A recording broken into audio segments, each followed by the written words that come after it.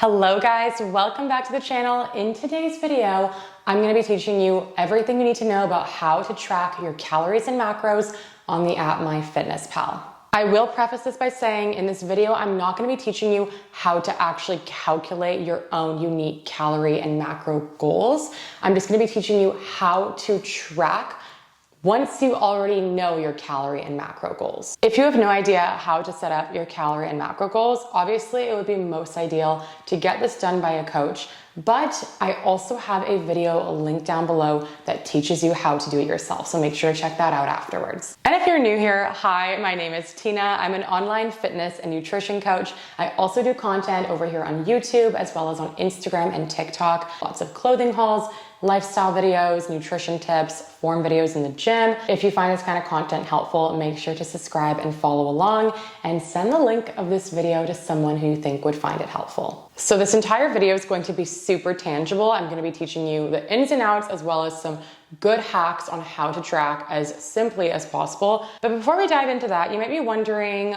why should I track my macros? What even is tracking my calories and macros? Basically, everything we eat, or at least most things we eat, contains something called calories. Calories meaning a unit of energy. So think of calories as like the umbrella term. It's the total number of energy you get from a food item. That total number of calories can be broken down into the amount of protein, carbs, and fats that food item contains. Protein, carbs, and fats are our three large main macronutrients that make up the majority of the calories we consume. Every 1 gram of protein contains 4 calories. Every 1 gram of carbs contains 4 calories as well. And every 1 gram of fat contains 9 calories. So by tracking the food we eat, you're going to be able to understand the total number of calories, aka energy, that you are putting into your body every day, as well as what those calories are comprised of. Proteins, carbs, fat, like what the breakdown is that you're putting into your body. Why should we track our calories and macros? It's going to depend on your goal. So for example, a couple of really popular goals are fat loss and building muscle. If you're trying to lose body fat, you need to be eating in something called a caloric deficit, meaning that you are consuming less calories than you are burning per day. So by tracking your calories, you're going to be able to ensure that you are eating the right calorie amount to put your body into a deficit for fat loss. On the other side, maybe you don't have a fat loss goal, but you're trying to build muscle. Tracking your calories and macros is going to help you ensure that you're getting the right amount of protein in your body to help with protein synthesis, aka muscle growth. Or maybe you're not trying to lose fat or build muscle, you just want to become a healthier, more conscious human who knows what's going into their body. Tracking is not something I do or that you need to do year round, but it can be an incredibly educational tool to help you gain a greater understanding of the common foods you're eating, what they're comprised of, and how they affect your body composition and how you feel. I specifically track mostly in seasons where I have a very specific goal, such as a fat loss goal. So right now, for example, I'm eating in a calorie deficit, so I am tracking my calories and macros right now. Side note, it might seem kind of challenging at first, but I swear once you just practice and get the hang of it, it actually becomes really easy. So let's get into how to make it as easy as possible for you. So if you're watching this, I'm gonna assume you already have the MyFitnessPal downloaded onto your smartphone device. If you don't, go ahead and download it. Just as a side note, I do use the premium version of MyFitnessPal, and I personally do think it's worth it. There are a lot of additional little perks you get when you are in premium, and I believe the first 30 days is free, so you can always try it out and then cancel. But even the free version is still great. I honestly use the free version for majority of my life. I just switched to premium recently. So the free one has everything you really need to actually track. The premium one is just like optimization and some extra perks. So let's begin with how to enter your calorie and macro goals into MyFitnessPal. Again, if you have no idea how to calculate your own calories and macros, watch the video linked down below. I'm gonna assume you already know your targets, you just need to enter them into the app. So we are going to open up our MyFitnessPal app, and you're gonna tap on the More button on the bottom right-hand corner. Then you're gonna click on Goals. From here, under the nutrition tab, you're gonna tap where it says calorie, carbs, protein, and fat goals. Then you're gonna tap onto calories. And here is where you're going to enter in your calorie goal. So for example, let's say my calorie goal is 1900 calories a day. Next, we wanna enter in our macro targets. So if you are using the free version of MyFitnessPal, you're only gonna be able to set up your macros in percentages that are multiples of 5. So for example, you can set your carbs to 35%, 40%, but not 37%. If you're using the premium version, you're actually able to set up your macros in individual grams. So you can just toggle over to the grams, and let's say that I'm aiming for 145 grams of protein per day, and I wanna make sure I'm getting at least 65 grams of fat, and then the rest of my calories are going to be allocated towards carbs until I get to that 1900-ish mark. So in this case, let's say I'm aiming for 184 grams of carbs, and that gives me a total of 1,901 calories, which is right around the 1900 goal. My suggestion, if you are using the free version and you're only able to set your macros in percentages that are multiples of 5, is to just get the percentages as close as possible to your desired grams. So for example, if I'm aiming for 1900 calories a day and I want to be having 145 grams of protein, I could just set my protein target to 30%. As you can see, that gives me 143 grams, which is very close to 145. For my fats, if I'm aiming for 65 grams a day, I could just toggle that down to 30%. As you can see, that gives me 63 grams of fat, very close to 65. And then let's just say the rest of my calories are gonna go towards carbs. So I could set my carbs to 40%.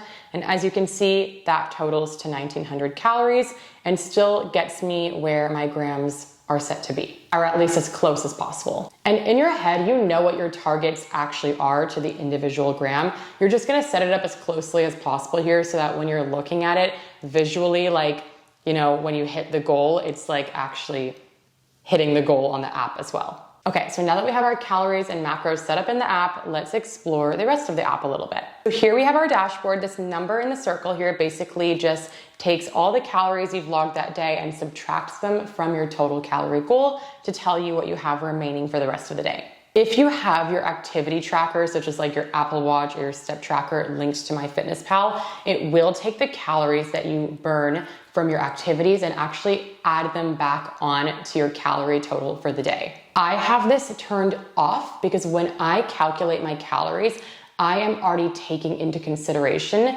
the amount of calories I'm burning from all my walking, activities, workouts, etc. So I've already accounted for that in my calculation. I do not want MyFitnessPal to give me calories back to eat more of once I've burned calories. If you want to turn it off too, you just need to hit more, you need to hit steps, and you need to make sure you click don't track steps. Okay, next we have our log food tab, which is the tab you're gonna spend majority of your time on the app, as this is where you actually log in your food. So as you can see here, it's showing me that I ate a total of 414 calories at my breakfast, and that those 414 calories were comprised of 17% carbs, 56% fat, and 27% protein.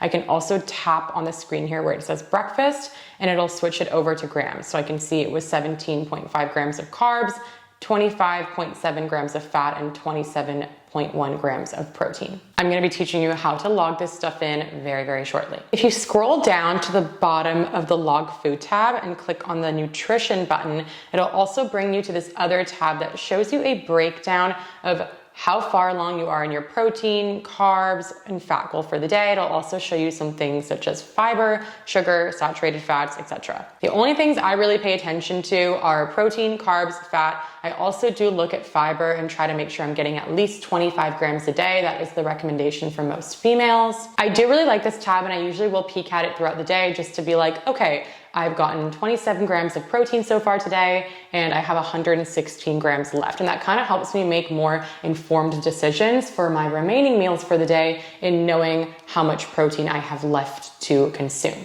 Then we have the plans tab, which I literally never use, but if you want to follow like a specific plan provided by MyFitnessPal, this is the tab you want to go to. And then more is just going to be where you adjust all your settings, such as your goals, like how we just did.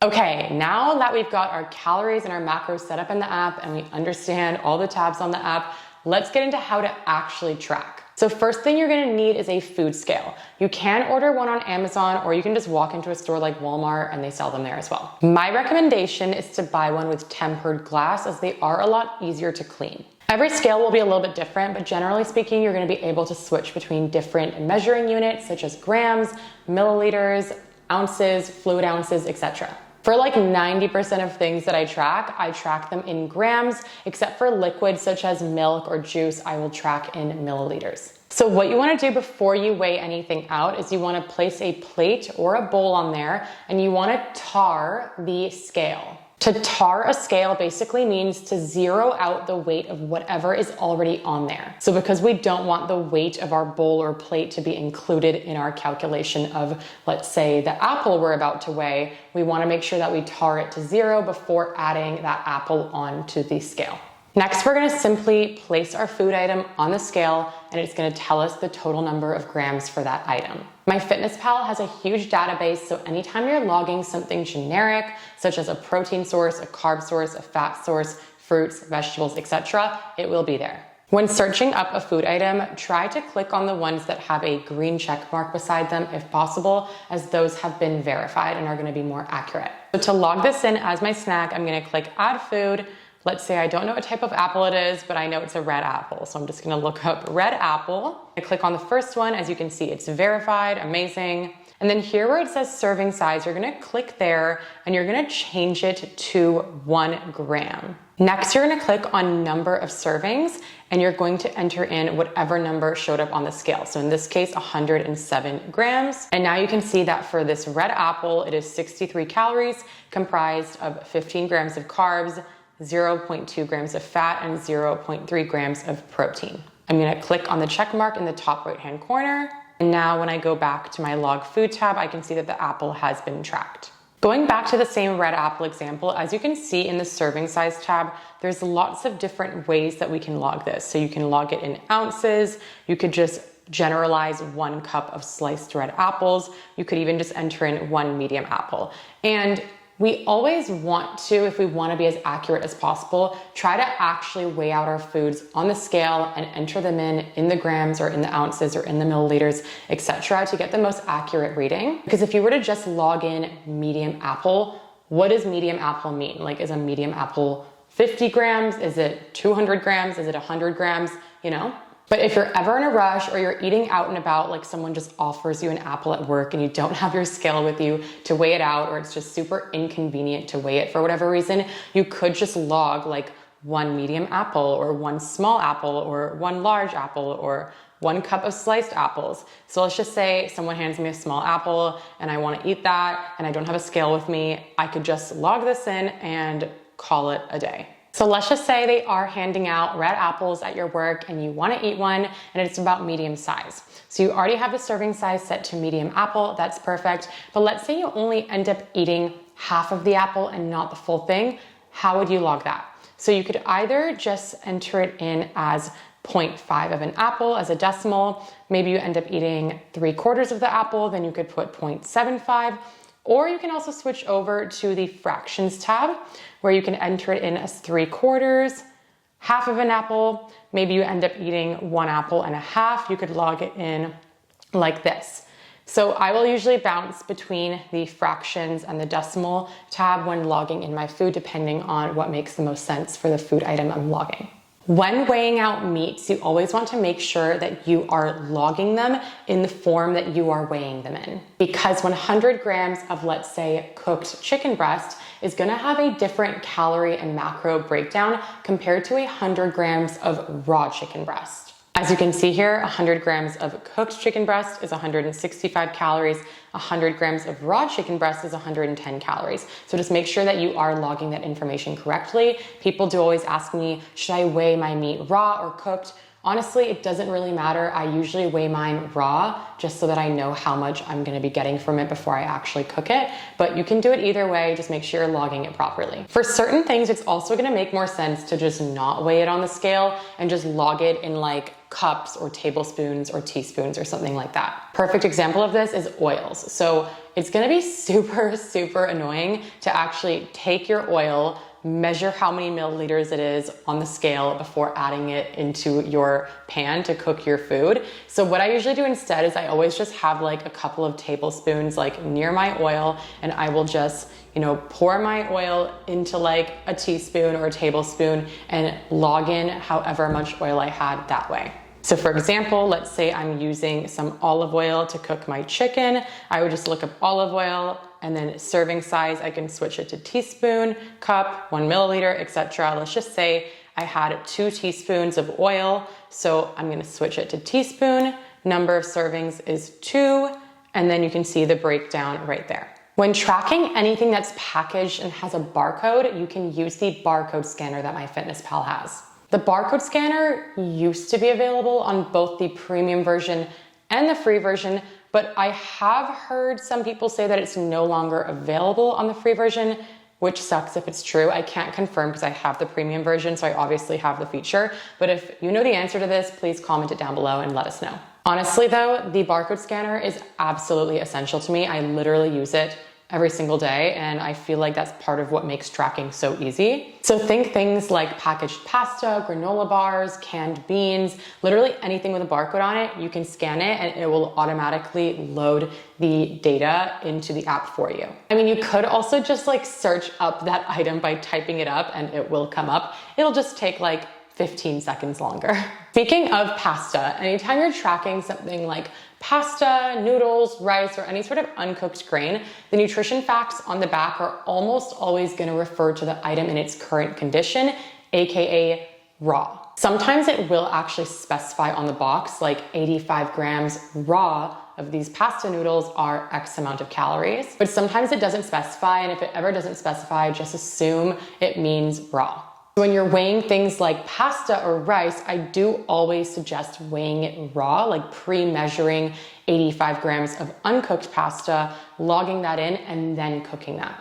But let's just say you forgot to weigh out your pasta raw and it's already been cooked and you have no idea how much this amount of pasta cooked would have equated to in its raw form, then you could just look up the pasta noodle, like let's say rotini pasta noodle cooked, and then just click on any of these ones, switch it over to grams, and then just weigh it out cooked. Let's say it ends up being 100 grams cooked, and then you can log it in that way as well. Okay, now I'm gonna spend the rest of the video just going over some tracking hacks that will make your life a lot easier when it comes to tracking. Okay, so the first hack is more of a tip, a personal tip, of how to plate your food and log it as quickly and seamlessly as possible. So you're gonna set your plate onto the scale and you're gonna tar it so that it is set to 0 so that the weight of the plate is not included.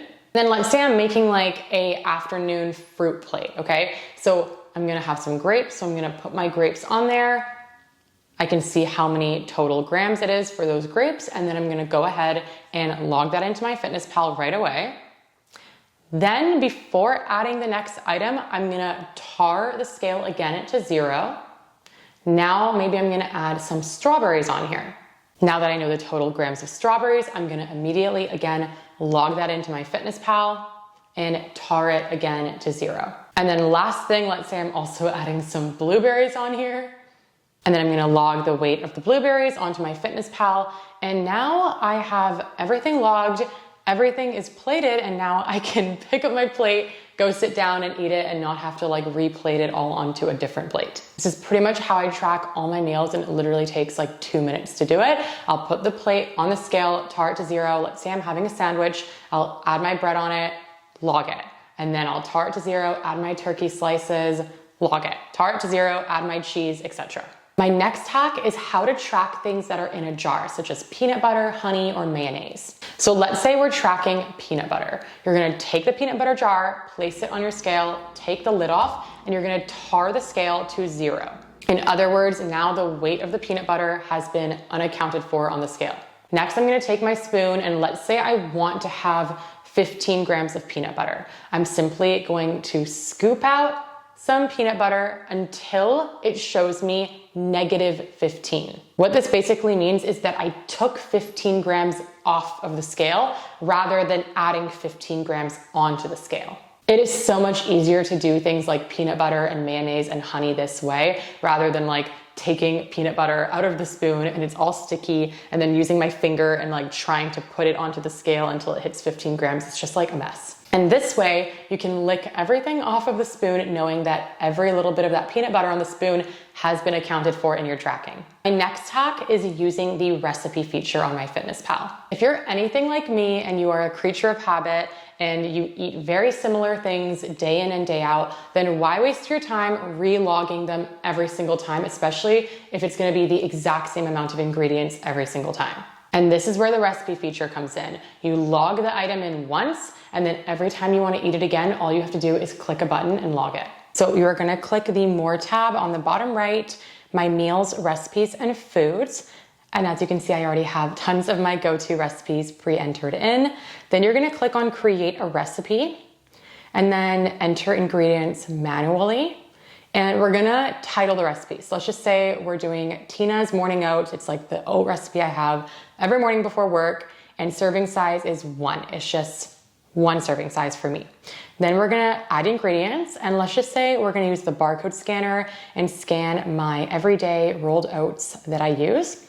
We're gonna switch the serving size, let's say to 1 gram, and log it in as 30 grams. Let's say I always measure out 30 grams on my scale every morning for these oats.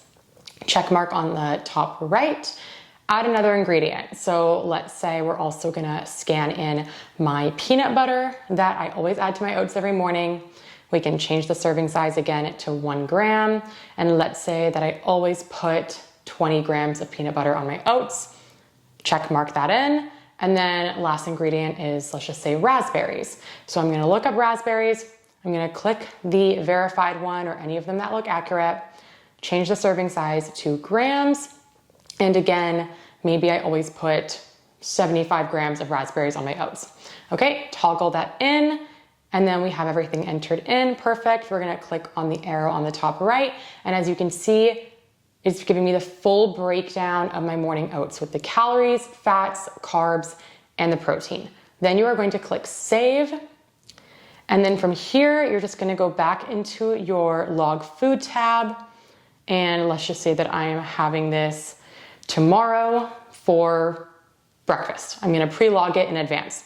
Gonna go to my recipes, look up Tina's morning oats, click on that one.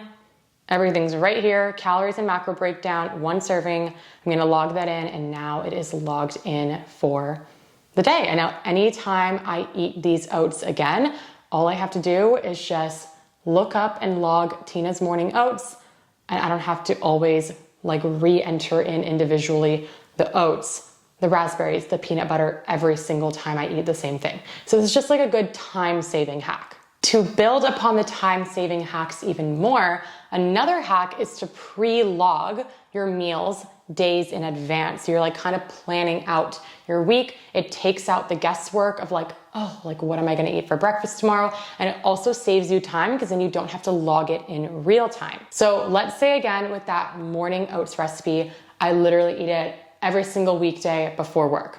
Here's how I can pre-log that in advance. I'm just gonna click add food under breakfast, gonna click my recipes, look up Tina's morning oats, click on the right one. And now you can see the add multiple days feature. So let's say I'm gonna add it in for Monday, Tuesday, Wednesday, Thursday, and Friday next week for my breakfast. Click the check mark on the top right. And now when we scroll over to next week, Monday, June 10th, you can see on Monday, Tuesday, Wednesday, Thursday, and Friday, my morning oats are already pre-logged, all with the click of a button. Okay, and then I have one more hack for you guys when it comes to tracking foods at a restaurant or a cafe, or even tracking things like alcohol. So there was this cafe that I loved when I was visiting my sister in San Diego. It was called Better Buzz. And I was going there a lot with my sister, grabbing like some of their lunch items, some of their coffees. And when I was looking up on MyFitnessPal, some of the items on their menu, they just weren't coming up. So let's just say, for example, I wanted to have their feta and avocado toast from Better Buzz. Let's just say I look it up in MyFitnessPal and I'm having no luck. Nothing's coming up that seems accurate. So here's what I can do instead. I can look up Better Buzz nutrition information. And you can do this for like any restaurant, any cafe. A lot of cafes, coffee shops, restaurants nowadays do display their nutrition information online. Some don't, but a lot of them do. So in this case, Better Buzz did list theirs online. So I'm just gonna click nutrition and allergen information. I'm gonna click on the PDF. And then if I zoom in, I can see that the feta and avocado toast actually is listed on their website. Amazing. I can see that it's 560 calories. It's 27 grams of fat. We got 64 grams of carbs and 16 grams of protein. Okay, great. Now I know that. So I'm gonna go back to MyFitnessPal and I'm gonna log this in as a quick add, okay? So I'm gonna put in the 27 grams of fat, 64 grams of carbs, and 16 grams of protein. You can see that tells me it's 563 calories. I'm just gonna go back and double check. And you can see it says the feta and avocado toast is 560 calories according to their nutrition PDF. So pretty close, right? Spot on there, okay? So now I'm gonna log that in. And now you can see I have logged in the feta and avocado toast from the restaurant or from the cafe pretty accurately here without actually having to look it up or like deconstruct the item by logging like avocado separately, toast separately, etc. You can also use the quick add feature for things like alcohol. So let's say you are out for lunch with coworkers and your boss orders everyone a shot, okay? Let's just say it's a shot of vodka and you wanna account for that. So you could just do a quick search if you're unsure. So in this case, calories and macros in a shot of vodka. Let's say we looked that up and we find out it's about 97 calories. It's empty calories. There's no like protein, fat, or carbs really. It's just 97 calories. Usually alcohol is empty calories or it's made up of just carbs. So I'm gonna go to the quick add feature. I'm just gonna log in 97 calories, check mark that in, and now at least those calories from that shot have been accounted for. Okay guys, that brings me to the end of the video. I really hope this was helpful. I hope you learned something from this today. And if you would like me to do like a full day of eating YouTube video showing you exactly how I log different things that I'm eating throughout the day, just so you can really see like the hands-on approach to it, just let me know in the comments and I'd be happy to make a video like that as well. But if you found this helpful, please do not forget to like, leave a comment, subscribe, and I will see you guys in the next one. Chat soon.